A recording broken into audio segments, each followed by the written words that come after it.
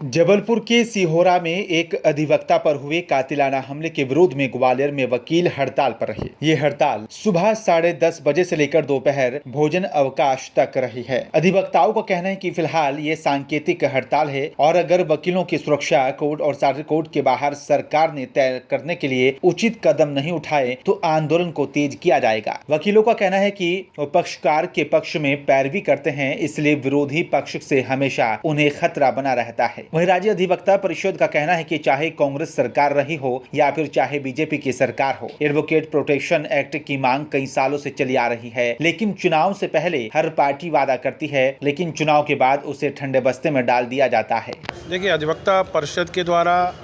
High court bar association के द्वारा, जिला आवासक संघ के द्वारा वर्षों से हमारी एक मांग करते हम लोग चले आए हैं कि एडवोकेट जहां न्यायिक अधिकारी के रूप में कार्य करता है और न्यायालय में जहां न्यायदान लोगों को कराने में सहयोग करता है, वो खुद असुरक्षित है। खुद असुरक्षित महसूस जो कर रहा है, चूँकि अपराधियों के हौसले इतने बुलंद हो गए हैं, चूँकि आवासक को कहीं ना कहीं दोनों पक्षों से कहीं ना कहीं अपनी वकालत का व्यवसाय के सिलसिले में पक्ष का रखना पड़ता है। तो इसलिए वहाँ पे आज की तारीख में, आज के परिवेश में, चूँकि प्रशासन का अंकुश अपराधियों पे बहुत कम हो गया है, उनका भय खत्म हो गया है, इसलिए आवासकों को सुरक्षा किस तरह प्रदान की जाए एडवोकेट प्रोटेक्शन एक्ट के माध्यम से, अन्य न्यायालय में सुरक्षा की दृष्टि से वो ऐसे अपने आप को सुरक्षित महसूस करे, इस आधार पर एडवोकेट प्रोटेक्शन एक्ट की बहुत वर्षों से मांग करते चले आ रहे हैं। पर शासन के एजेंडे में होने के बावजूद भी, चाहे वो कांग्रेस का शासन रहा हो चाहे बीजेपी का शासन रहा,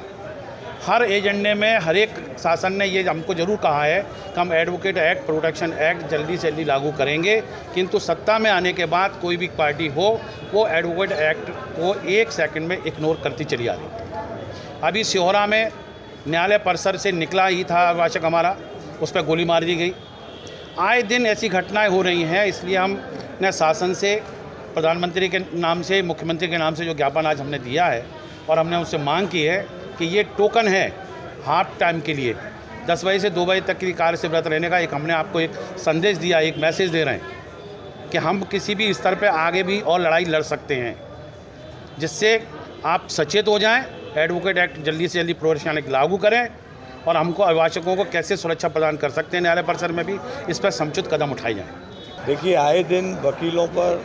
किसी न किसी प्रकार के अत्याचार होते हैं, उन पर केवल इस कारण से कि वो किसी न किसी पक्षकार के हित में काम करते हैं और किसी न किसी के विरोध में काम करना पड़ता है न्यायदान प्रक्रिया में, उनके ऊपर जान का खतरा मंडराया रहता है। अभी हाल ही में सिहोरा जो जबलपुर डिस्ट्रिक्ट में आता है, वहाँ एक वकील साहब को न्यायालय के जस्ट बाहर गोली मार दी गई और हम लोगों की सुरक्षा को लेके हमने आज 10:30 से लेकर 2 बजे तक का आज राज्य अधिवक्ता परिषद के आह्वान पर हड़ताल रखी